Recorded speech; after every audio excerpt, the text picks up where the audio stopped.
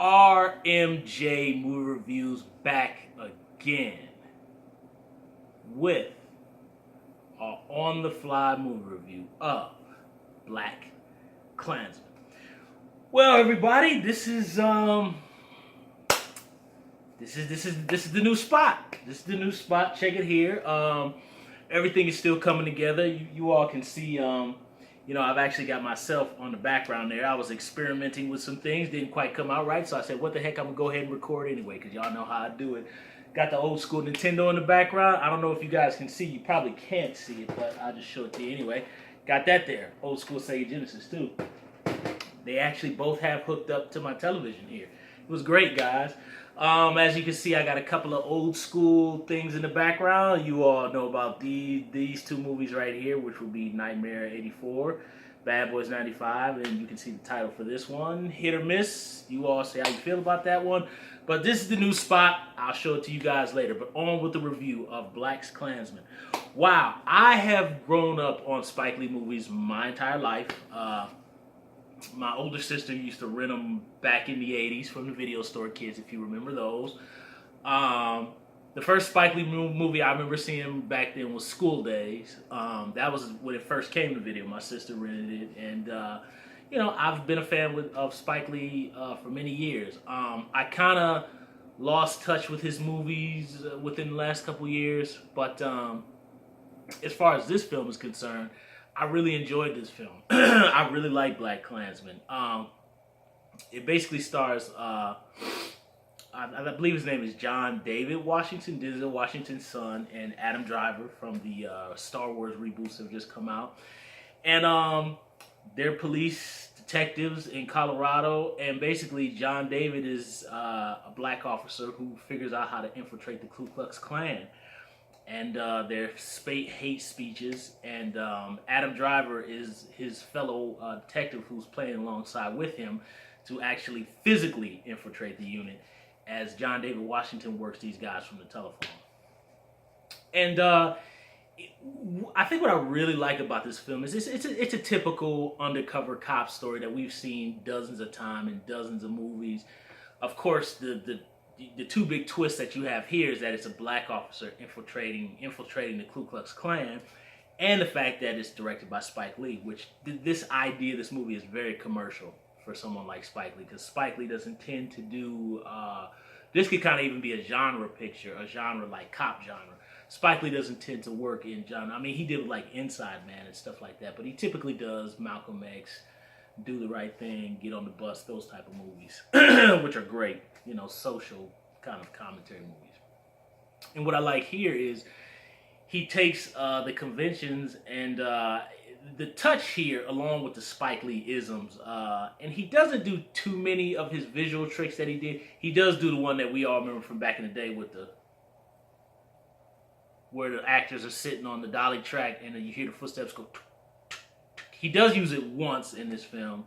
And he does another trick where it's at a Black Power rally, and it's the gentleman from, I believe he was on the 24 reboot, and Straight Outta Compton, he played Dr. Dre. I'm forgetting the gentleman's name at the moment, but he was really good in that scene. He really nailed,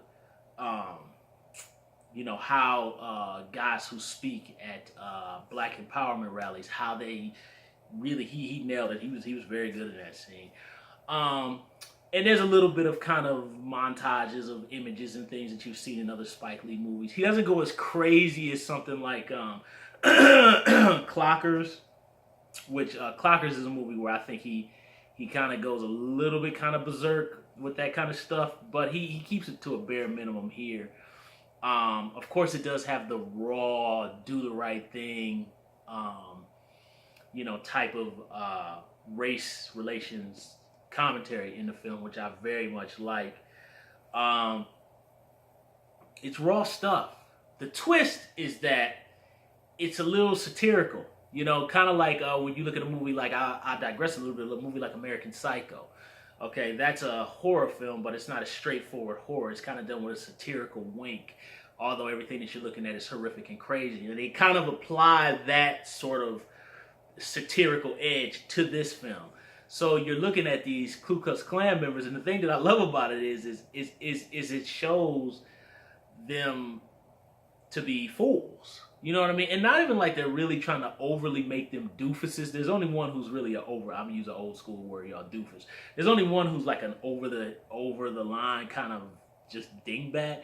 But really, it just shows them generally to be people who are so blinded by their own misguided anger and just blind rage that they don't even realize that what they're saying doesn't make a lick of sense at all, and it's just ridiculousness. And I love that the movie is played with that satirical edge, and also too like Inside Man. How Inside Man, that was a genre picture, but he did apply a little bit of those do the right thing, Malcolm X-isms into it with the social, racial, political commentary. And there's a lot of that sprinkled in here. It doesn't beat you over the head or in your face, but it is throughout the film. And the movie does go from you're laughing at this stuff, and even and give my the theater I went to see it in because I made a solo mission today.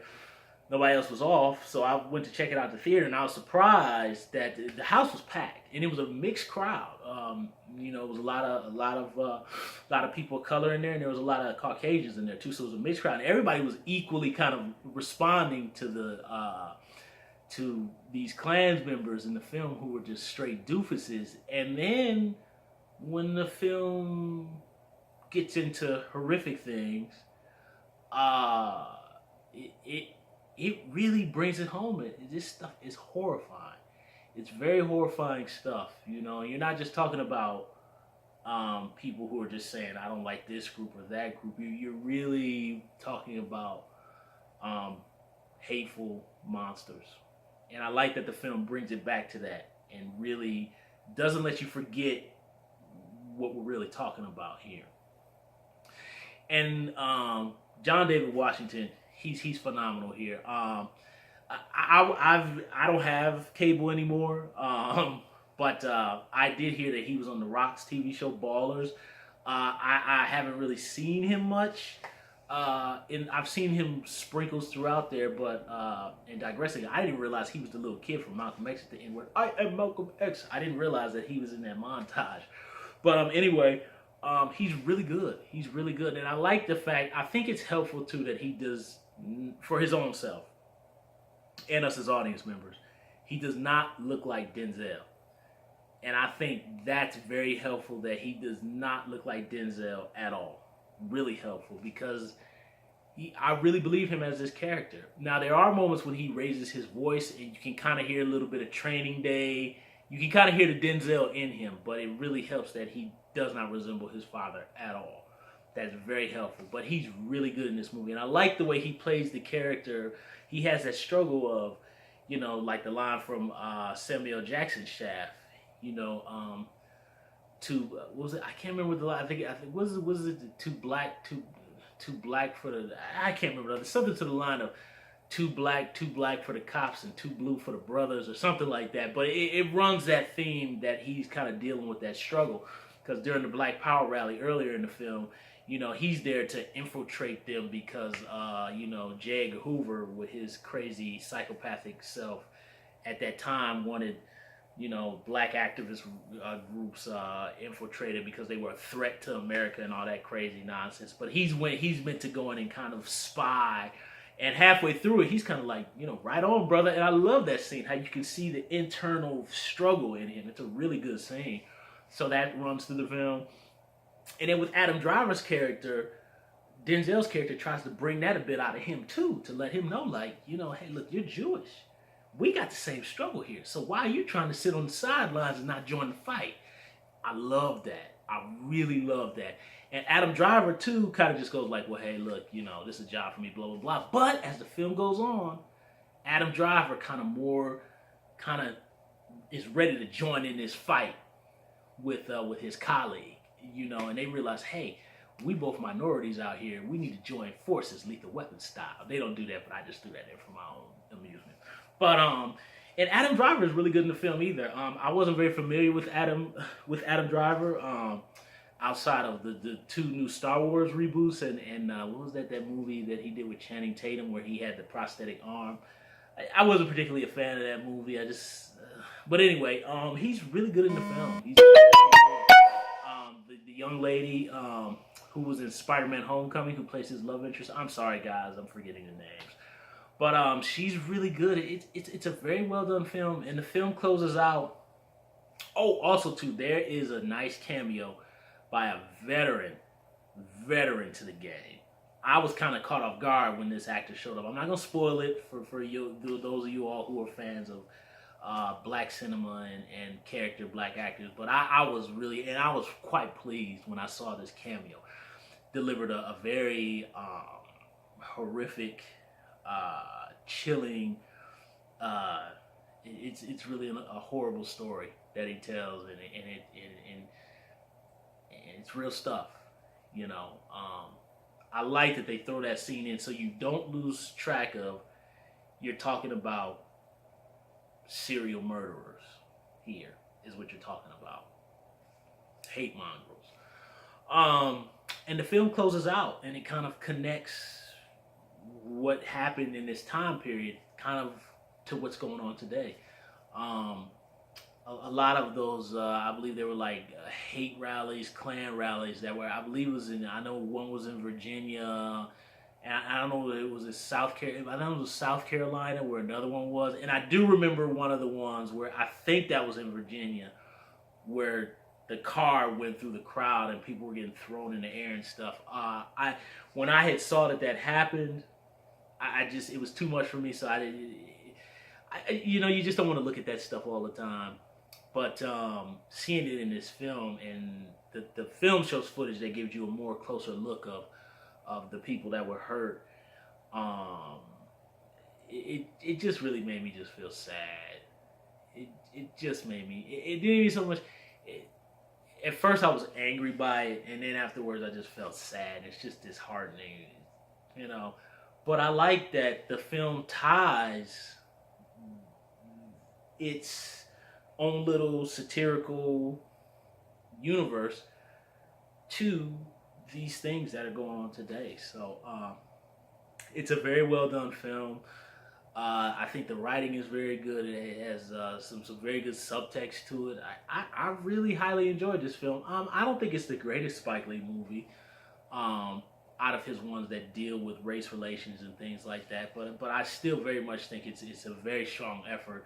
It's one of the strongest efforts from Spike Lee that it's been that I've seen probably in a long time. So, and you guys, somebody leave comments down below about it. I think it was the what was the one video about the church bombings, and I believe Spike Lee did another movie about Hurricane Katrina too. And I cannot remember the names of those films. Sue me, guys. So if you can, leave the names below because I want to look them up for later.